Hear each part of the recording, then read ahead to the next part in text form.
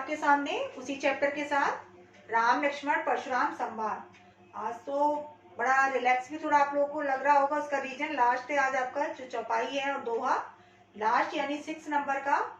तो आज वही कंटिन्यू करना है। इससे पहले की क्लास में मैंने आपको 5 नंबर का जो चौपाई और दोहा वो समझाया था, उसका अर्थ, संदर्भ, प्रसंग, व्याख्या, काव्यगत सौंदर्य। आज जो हमारा चलेगा वो है 6 नंबर का आपका चौपाई और दोहा, जो कि लास्ट आपकी संकलित पाठ पुस्तक में जो लास्ट है, क्योंकि 6 ही दिए हुए इसके। राम लक्ष्मण परशुराम संवाद अपने में बड़ा है तो है, लेकिन आपके में जो संकलित पाठ पुस्तक है उसमें 6 दे रखे हैं, तो लास्ट का है। तो सबसे पहले वही बेटा संदर्भ, क्योंकि वो पूर्वत है। जब आप कॉपी पे लिखते हो तो पूर्वत की प्रस्तुत काव्य पंक्तियां भक्तिकालीन कवि तुलसीदास जी द्वारा रचित रामचरित मानस के राम लक्ष्मण परशुराम शीर्षक से उद्धृत है या अवतरित है। क्लियर।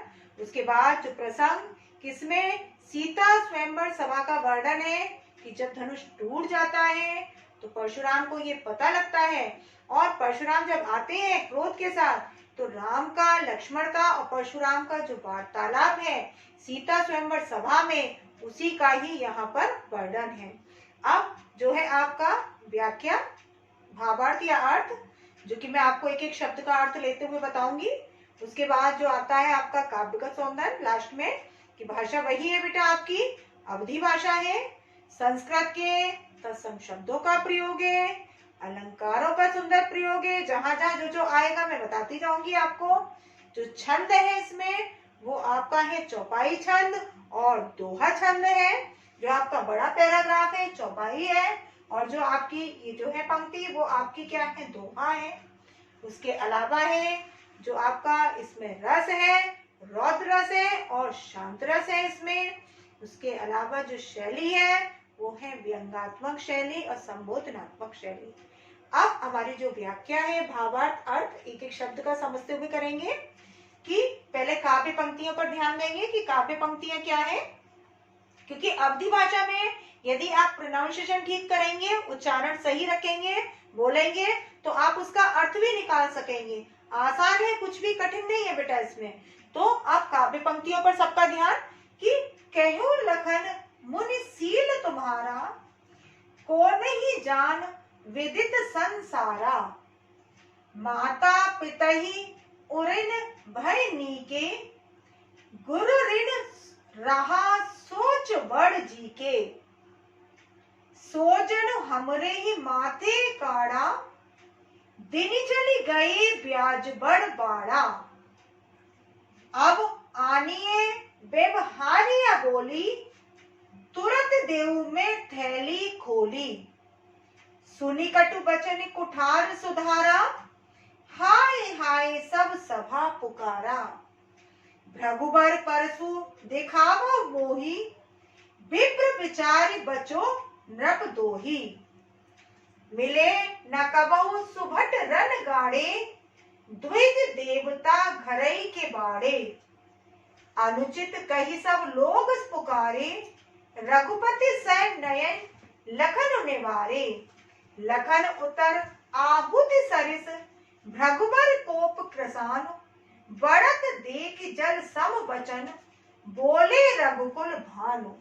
अब एक एक शब्द का अर्थ लेते हुए, कि कहो लखन मुनि सील तुम्हारा, कहू माने कहने लगे, लखन माने लक्ष्मण, जब परशुराम के वचनों को सुना, शब्दों को सुना, तो लक्ष्मण क्या कह रहे हैं कि मुनि शील तुम्हारा, कि हे मुनि आपके जो शील स्वभाव है, विनम्र स्वभाव है, तुम्हारा माने आपका जो विनम्र स्वभाव है, कि आप इतने शील स्वभाव के हैं, शांत स्वभाव के हैं, क्योंकि व्यंग्यात्मक शैली, व्यंग कर रहे हैं लक्ष्मण, किस पे कर रहे हैं, परशुराम पर।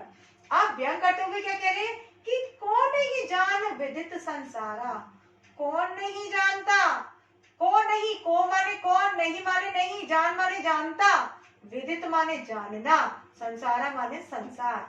कौन नहीं जानता, सारा संसार जानता है कि आप कितने विनम्र स्वभाव के हैं, आप कितने शांत स्वभाव के हैं। तो इस बात को कौन नहीं जानता, सारा संसार भली भांति जानता है कि आप कितने शांत स्वभाव के हैं, कितने विनम्र स्वभाव के हैं।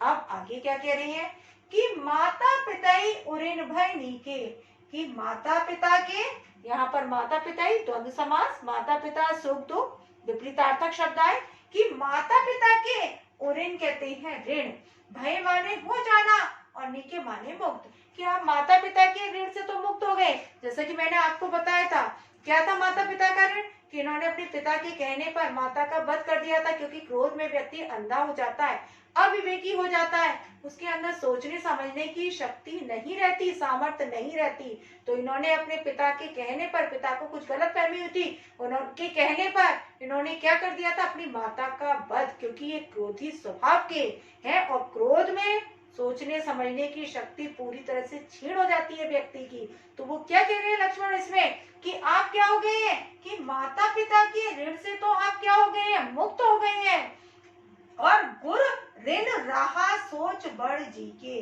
अब आप क्या करना चाहते हैं, गुरु के ऋण माने ऋण से मुक्त होने की खड़े खड़े क्या कर रहे हैं, सोच रहे हैं, कि अब आप क्या कर रहे हैं, कि आप गुरु के ऋण से भी मुक्त होना चाहते हैं। और वो कैसे मुक्त होना चाहते हैं, वो आगे की पंक्ति में कह रहे हैं कि सो जनु हमरे माथा काढ़ा, सो माने उसे, जनु माने जैसे, हमरे माने हमारे, माथे माने माथे पर, काढ़ा माने काढ़ कर, यानी मरकर। अब मरकर क्या है, यानी आप मुझे मारकर उस ऋण से मुक्त होना चाहते हैं।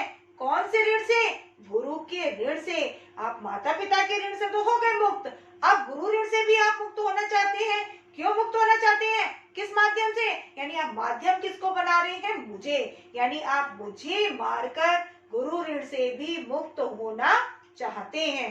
अब आगे क्या कह रहे हैं, कि दिन चली गए ब्याज बढ़ बढ़ा, कि अब तो दिन भी बहुत बढ़ गए हैं, तो उस पे ब्याज है, जो इंटरेस्ट है वो भी क्या है, बढ़ बढ़ा, यानी बढ़ गई होगी। जो ऋण था उस कर्जे पर क्या है, चक्रवर्ती जिसे ब्याज कहते हैं हम, कि उस पर क्या है, और क्योंकि दिन बढ़ती चली जा रही है तो आपकी ब्याज भी बढ़ती चली जा रही है। अब आगे क्या कह रहे हैं, कि अब आनिए, अब माने अब, आनिए माने बुलाया जाए, व्यवहारिया बोली, व्यवहारिया कहते हैं बेटा समझौता कराने वाले को, बोली माने बोलकर, कि अब ऐसा किया जाए कि किसी समझौता कराने वाले को, निर्णय कराने वाले को अब बुला ही लिया जाए। और क्या किया जाए, कि तुरंत देहू में थैली खोली, और मैं तुरंत, देहू माने देता हूँ, मैं माने मैं, थैली खोली माने थैली खोलकर, आज मैं आपका पूरा हिसाब ही कर देता हूँ, तुरंत अपनी थैली खोलकर क्या कर देता हूँ, आपका हिसाब कर देता हूँ, यानी कर्जे से मुक्त हो जाना, कि अब समय आ गया कि किसी समझौता कराने वाले को बुला लिया जाए और आज मैं आपका सारा हिसाब कर देना चाहता हूँ। अब आगे क्या कह रहे हैं, कि सुनी कटु बचन कुठार सुधारा, सुनी माने सुना, कटु माने कठोर, बचन माने बचन को, कुठार सुधारा, कुठार मीन्स फरसे को, सुधारा मीन्स सुधारने लगे, यानी अपनी फरसे की शक्ति का अंदाजा कराने लगे। कौन कराने लगे, परशुराम।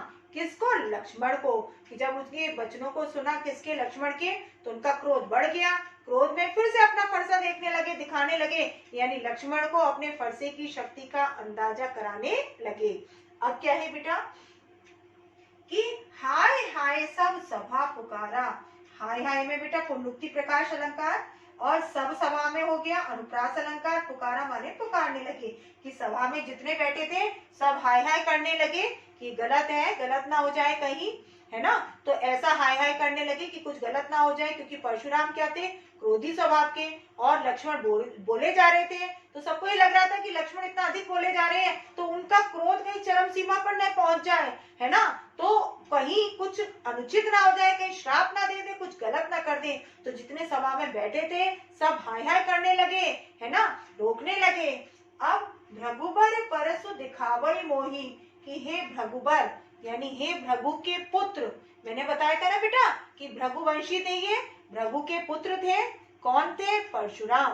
तो हे भृगुबर परसु दिखावई मोही, कि हे भृगुबर, भृगु के पुत्र, परसु माने फरसे को, दिखावे माने दिखाते हो, मोही माने मुझे, आप बार बार मुझे फरसे को दिखाते हो लेकिन मैं फिर भी छोड़ रहा हूँ। क्यों छोड़ रहा हूँ, कि विप्र विचार बचो नब्दोही, केवल विप्र विचार कर, विप्र बेटा संस्कृत का शब्द है, विप्र विचार बचो में भी अनुप्रास अलंकार है, कि मैं आपको विप्र विचार करके, कि आप विप्र कहते हैं ब्राह्मण, ये विचार करके कि आप ब्राह्मण हैं, बचो माने बचा लेता हूँ, छोड़ देता हूँ, जबकि आप क्या हैं, नृपद्रोही, राजाओं के शत्रु भी हैं, लेकिन मैं आपको फिर भी छोड़ देता हूँ। उन्होंने कहा था ना कि मैं बालक समझ के छोड़ देता हूँ, कि भले ही इतना अनुचित बोले जा रहा है, अनुचित बोले जा रहा है, लेकिन फिर भी मैं इसको क्या करता हूँ, बालक समझ के छोड़ देता हूँ। हे मुनि, विश्वामित्र से सब कहते हैं। अब यहाँ पर लक्ष्मण का पढ़ने वाले नहीं, तो वो भी क्या कह रही है, कि क्या कह रहे हैं, कि रघुबर परसु दिखावे मोई, कि आप भी तो मुझे बार बार क्या करते हैं, परसा दिखाने लगते हैं, है ना, अपनी शक्ति का अंदाजा कराने लगते हैं, तो मैं भी तो आपको छोड़ देता हूँ। केवल किस कारण से छोड़ता हूँ, विप्र विचार, केवल ब्राह्मण विचार करके कि आप ब्राह्मण हैं, ये सोच कर केवल मैं आपको छोड़ देता हूँ, जबकि आप क्या हैं, राजा के बहुत बड़े शत्रु भी रहे हैं। अब आगे क्या कह रहे हैं, कि मिले न कबो सुबट रन गाड़े, मिले माने मिलना, ना माने नहीं, कबो माने कभी भी, सुभट कहते हैं बेटा वीर योद्धा, सुभट मीन्स वीर योद्धा, रण यानी युद्ध भूमि में, गाड़े माने मिलना, यानी ऐसा लगता है कि आपका कभी भी किसी वीर योद्धा से पाला नहीं पड़ा युद्ध भूमि में, अभी तक सब कायरों का ही साथ था, उन्हीं का ही सामना कर रहे थे आप। और द्विज देवता घर ही के बाड़े, कि हे द्विज देवता, द्विज कहते हैं ब्राह्मण, देवता माने देवता, कि हे ब्राह्मण देवता, घर ही के बाड़े, घर ही माने घर के, बाड़े माने शेर, इसीलिए आप अपने घर के शेर बने हुए, कहावत है ना कि घर में शेर और बाहर गीदड़, है ना, तो वही यहाँ पे कहावत हो रही चरितार्थ, किसी कारण क्या बने हुए हैं, आप अपने घर के शेर बने हुए हैं। क्यों, क्योंकि अभी तक आपका किसी वीर योद्धा से पाला नहीं पड़ा, सब कायरों से ही आपका पाला पड़ा है, तो इसीलिए आपको क्या लग रहा है कि मेरे समान कोई बलशाली नहीं है, शक्तिशाली नहीं है, और इसी कारण आप अपने को क्या कर रहे हैं, शेर समझने की गलती। अब आगे क्या है, कि अनुचित कई सब लोग पुकारे, कि ये अनुचित है, अनुचित मीन्स गलत, कहीं माने कहने लगे, सब लोग पुकारे, जितने सभा में उपस्थित थे सब लोग पुकारने लगे, कहने लगे अनुचित। और बेटा ये अनुचित तो है ही, गलत है, इस बात को बेटा हमेशा ध्यान रखें, क्योंकि मैं प्रैक्टिकल लाइफ से रिलेटेड बात भी कहती हूँ, बताती हूँ, कि बेटा जो परशुराम बड़े और लक्ष्मण छोटे, तो लक्ष्मण का बोलना, है ना, उत्तर पर उत्तर दिए जाना गलत है, क्योंकि ये बेटा हमेशा लाइफ में याद रखें, ध्यान रखें, कि ये जरूरी नहीं है कि हमेशा बच्चा ही गलत हो, कई बार बड़े भी होते हैं, लेकिन यदि हम उस समय उनकी बात को काटेंगे, है ना, गलत कहेंगे, तो वो शायद समझ नहीं पाएंगे। जब आप उनका गुस्सा शांत हो जाए, जब शांति का माहौल हो, तो यदि आप प्यार से उनको समझाएंगे तो वो निश्चित रूप से समझेंगे, क्योंकि ये जरूरी नहीं, मैंने आपको बताया था ना, कभी बड़े भी सही होते हैं, कभी छोटे भी होते हैं, कभी छोटे भी गलत हो सकते हैं, बड़े भी हो सकते हैं, तो लेकिन यदि छोटा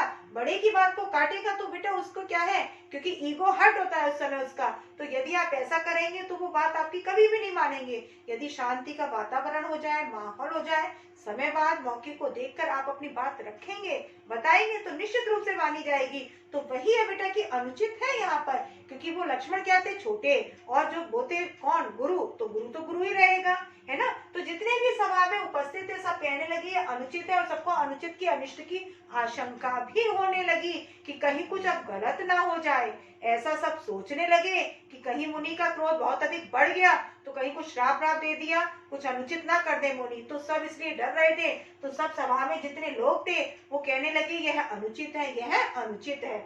और रघुपति सै नयन लखन निवारे, और जो रघुपति यानी राम, सैनयन यानी अपने नेत्र के इशारे से, लखन माने लक्ष्मण को, निवारे मीन शांत करने लगे, कि जो राम है उनको भी चिंता हो गई कि कहीं कुछ गलत ना हो जाए, तो वो अपने नेत्र के इशारे से क्या करने लगे, लक्ष्मण को शांत करने की कोशिश करने लगे। अब बेटा हमारे दोहा पंक्तियां, कि लखन उतर आहुति सरस, कि लक्ष्मण के जो उत्तर, वो आहुति माने आहुति, सरस माने समान, कि लक्ष्मण के जो वचन थे, उत्तर, वो किसमें, कि भृगुवर कोप कृशान, भृगुवर माने भृगु के जो पुत्र, कौन, परशुराम की, कोप माने क्रोध रूपी, और कृशानु माने अग्नि। यहाँ बेटा कोप कृशानु में रूपक अलंकार है, ये जो आया है कोप कृशानु, इसमें है आपका रूपक अलंकार, और लखन उत्तर आहुति सरिस, इन वाली इस पंक्ति में आपका है उपमा अलंकार, यानी ये है आपका उपमा अलंकार, और यहाँ पर है ये बेटा आपका है रूपक। क्लियर? क्योंकि सरिस का मतलब समान, और जहां पर उपमेय की उपमान से समानता या तुलना की जाए वहां पर होता है उपमान अलंकार। और इसके वाचक शब्द भी होते हैं सम, समान, एव, तरह, सदृश, सा, सी, से, जैसे, ये इसके क्या है वाचक शब्द। तो यहाँ पर सरिस का मतलब क्या है समान। तो लक्ष्मण की जो उत्तर थे वो किसकी? परशुराम की क्रोध रूपी जो अग्नि, कोप कृषाण का मतलब क्या है? कोप माने बेटा क्रोध, कृषाणु माने कहते हैं अग्नि। तो उनकी जो क्रोध रूपी अग्नि, रूपक अलंकार में क्या होता है? उपमेय को उपमान का रूप दे देते हैं, यानी एक को हम दूसरे का पूरी तरह से रूप दे देना। तो यहाँ पर क्रोध को रूप दे दिया है किसका? अग्नि का। कि जो किसकी थी? परशुराम की क्रोध रूपी अग्नि। उस क्रोध रूपी अग्नि में जो लक्ष्मण के उत्तर वो आहुति के समान। जैसे आपने देखा होगा बेटा यज्ञ आदि धार्मिक अनुष्ठान होता है तो उसमें जब हम आहुति डालते हैं या घी डालते हैं, आपने देखा होगा ना सामग्री वगैरह घी, तो उससे आहुति क्या होती है? उसकी अग्नि क्या होती है? तेज होने लगती है ना, प्रज्वलित होने लगती है और अधिक तेज होने लगती है, तीव्र, है ना। तो वैसे ही है बेटा कि लक्ष्मण के, क्योंकि इसको अलंकारबद्ध कर दिया है ना तुलसीदास जी ने, कवि ने, तो क्या है कि लक्ष्मण के जो उत्तर है वो क्या है? परशुराम की क्रोध रूपी अग्नि में आहुति के समान है, यानी उसको बढ़ाने वाली है। और बढ़त ने जब उसको बढ़ते हुए देखा, क्रोध रूपी अग्नि को बढ़ते हुए देखा, तो जल संवचन कि जल के समान वचन, यानी जल के समान शीतल वचनों में बोले माने बोले रघुकुल भान, जो रघुकुल में रघुवंश में भानु स्वरूप है, सूर्य के समान। कौन ऐसे?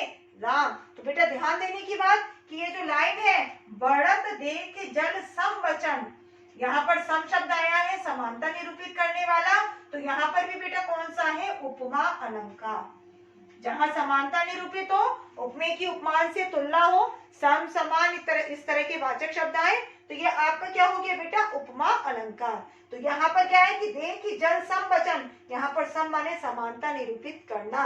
अब रघुकुल भानु में, क्योंकि रघुकुल में जो भानु स्वरूप है ये है आपका रूपक अलंकार। रघुकुल में भानु स्वरूप यानी कौन?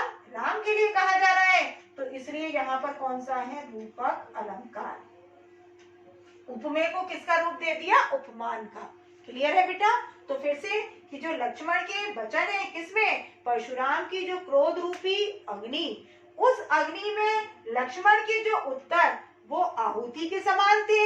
और जब उसको बढ़ते हुए देखा किसने? राम ने, तो उन्होंने क्या किया कि अपने जल के समान शीतल वचनों में बोले, जो क्या है? रघुकुल में भानु स्वरूप, ऐसे राम बोले। अब जब बोले बेटा, वो अब आगे का है आपकी संकलित पाठ पुस्तक में इतना ही है। क्लियर बेटा? तो एक बार फिर से सब ध्यान से देखेंगे तो निश्चित रूप से कहीं भी किसी का कुछ छूटा होगा तो समझ में आएगा। तो केहो लखन मुनि सील तुम्हारा, कि जब उनके परशुराम के वचनों को सुना तो लक्ष्मण कह रहे हैं कि हे मुनि, आपके शील स्वभाव को कौन नहीं जान विदित संसारा, कौन नहीं जानता, ये सारा संसार भली भांति जानता है आपके शील स्वभाव को, कि आप कितने शील स्वभाव के हैं, आप कितने विनम्र स्वभाव के हैं, इस बात को सारा संसार भली भांति जानता है।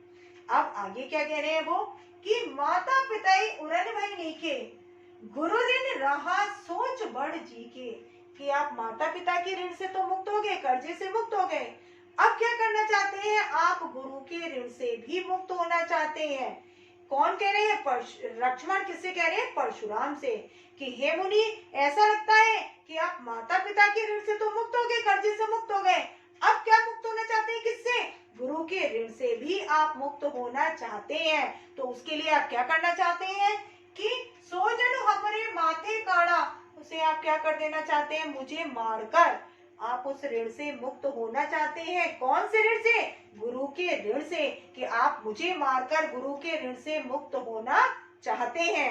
अब आगे क्या कह रहे हैं कि दिन चले गए ब्याज बढ़ा, कि अब तो दिन भी बहुत अधिक बढ़ गए हैं, तो अब तो इस पर क्या है? ब्याज भी और अधिक बढ़ गई होगी, है ना। तो अब उसके लिए क्या किया जाए कि अब आनिए व्यवहार्य बोली, कि अब किसी समझौता कराने वाले को बुला लिया जाए और तुरंत देव में थैली खोली कि अब मैं क्या कर देता हूँ, आज आपका हिसाब ही कर देता हूँ थैली खोलकर, कि किसी समझौता कराने वाले को आज बुला लिया जाए और मैं अब आपका थैली खोलकर हिसाब कर देता हूँ।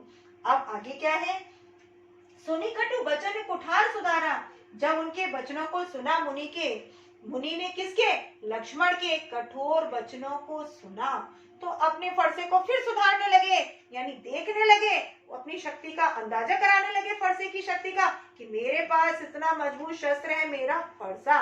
तो लक्ष्मण को अपने फरसे की शक्ति का अंदाजा कराने लगे। अब क्या है कि हाय हाय सब सभा पुकारा, सभा में हाय हाय होने लगी कि कुछ गलत ना हो जाए, तो सब हाय हाय करने लगे, सबको चिंता होने लगी। अब आगे क्या है बेटा, कि भृगुबर परसु दिखावै मोहि, कि हे भृगुबर, भृगु के पुत्र, आप क्या करते हैं परशुराम जी, है गुरु जी, कि आप मेरे को बार बार क्या करते हैं, अपना फरसा दिखाने लगते हैं, है ना, यानी मेरा क्रोध बढ़ाने लगते हैं, लेकिन मैं अपने क्रोध को नियंत्रित रखे हुआ हूँ। क्यों, क्योंकि विप्र बिचारी बचो नप दोही, केवल आपको ब्राह्मण देवता जानकर कि आप ब्राह्मण देवता हैं, तो ये देखकर जानकर मैं आपको छोड़ देता हूँ, जबकि आप तो राजाओं के बहुत बड़े शत्रु भी रहे हैं। अब आगे क्या कह रहे हैं, कि मिले न कहो सुबट रण गाणे, ऐसा लगता है मुनि, कि मुनि जी क्या लगता है कि आपका अभी तक युद्ध भूमि में किसी वीर योद्धा से पाला नहीं पड़ा, सिर्फ कायरों से ही पाला पड़ा है, और द्विज देवता घर ही के बाड़े, इसलिए है ब्राह्मण देवता आप अपने घर के क्या बने हुए हैं, शेर, यानी बाहर तो आप गीदड़ हैं और घर में क्या बने हुए हैं, शेर बने हुए हैं। अब आगे क्या कह रही है, कि अनुचित कई सब लोग पुकारे, कि ये अनुचित है, गलत है, गलत है, ऐसा सब कहने लगे। जितने भी सभा में उपस्थित थे सब क्या कहने लगे, कि ये अनुचित है, कि अनुचित है, कुछ अनुचित ना हो जाए, क्योंकि सबको अनिष्ट की आशंका होने लगी, कि कुछ गलत ना हो जाए, ऐसा आशंका होने लगी। और रघुपति से नयन लखन निवारे, और क्योंकि राम को भी क्या अनिष्ट की आशंका होने लगी, तो उन्होंने क्या करा, अपने नेत्र के इशारे से लक्ष्मण को शांत करने की कोशिश करने लगे। अब आगे, कि लखन उतर आहुति सरिस, कि लक्ष्मण की जो उत्तर, ये दो पंक्तियों का बेटा एक साथ चलेगा, कि लखन उतर आहुति सरिस, भृगुबर कोप कृशान, कि जो मुनि है भृगु के पुत्र, कौन, परशुराम की जो क्रोध रूपी अग्नि, उस क्रोध रूपी अग्नि में जो लक्ष्मण के उत्तर वो आहुति का काम कर रहे थे, यानी उसको और अधिक बढ़ा रहे थे। किसको, मुनि की क्रोध रूपी अग्नि को। तो मुनि की यानी भृगु के पुत्र कौन, परशुराम की क्रोध रूपी अग्नि में जो लक्ष्मण के उत्तर, वो तो क्या थे, आहुति का काम कर रहे थे, उसको बढ़ाने वाले थे, आहुति को यानी क्रोध को बढ़ाने का काम कर रहे थे। और बढ़त देख जल संवचन बोले रघुकुल बांध, इन दो लाइनों का एक साथ चलेगा, कि जब उसको बढ़ते हुए देखा तो जो रघुकुल में भानु स्वरूप, ऐसे कौन, राम, वो अपने जल के समान शीतल वचनों में बोले, यानी जल से क्या होती है, अग्नि शांति होती है ना, तो वो अपने जल के समान शीतल वचनों में बोले, अर्थात वो मुनि के क्रोध को क्या करना चाह रहे थे, शांत करने की कोशिश करना चाह रहे थे। अब यहाँ पर बेटा क्या है, कि मैंने जैसे बताया कि आहुति सरिस, कि लखन उतर आहुति सरिस, इसमें क्या है, उपमा अलंकार, क्योंकि समानता निरूपित की जा रही है। कोप कृशान यानी क्रोध रूपी अग्नि, यहाँ पर है रूपक अलंकार। ऐसी बेटा क्या है, कि बढ़त देख जल समवचन, सम शब्द आया है, वाचक शब्द यानी समानता निरूपित कर रहा है, उपमा अलंकार है। बोले रघुकुल भानु, यहाँ पे रघुकुल भानु में क्या है, रूपक अलंकार, यानी जो रघुवंश में भानु स्वरूप, ऐसे कौन, राम। तो ये है बेटा आपका आज आपका 6 नंबर का कंप्लीट हो गया। सबने बेटा समझा भी होगा, और यदि नहीं समझ में आया तो वीडियो को बेटा आगे पीछे करके आप देख सकते हो, मोबाइल भी है आपके पास, लिंक भी है, आप आगे पीछे करके रोक के देख सकते हो, समझ सकते हो। और मेन बात ये है बेटा, खास बात यही, आपके नोट्स भी है। अब जब मैं आगे की क्लास लूंगी बेटा, कंटिन्यू करूंगी, तो आपके क्वेश्चन आंसर के साथ, इसी चैप्टर के क्वेश्चन आंसर के साथ, और ये उम्मीद रहेगी मुझे कि सबने बहुत अच्छे से समझा होगा, क्योंकि अर्थ पर ही है आधारित क्वेश्चन आंसर। यदि आपने अर्थ को बेटा अच्छे से समझ लिया तो निश्चित रूप से हर क्वेश्चन का आप आंसर अच्छे से देख पाएंगे। तो नेक्स्ट क्लास में कंटिन्यू करूंगी बेटा क्वेश्चन आंसर के साथ। तब तक के लिए बाय, टेक केयर।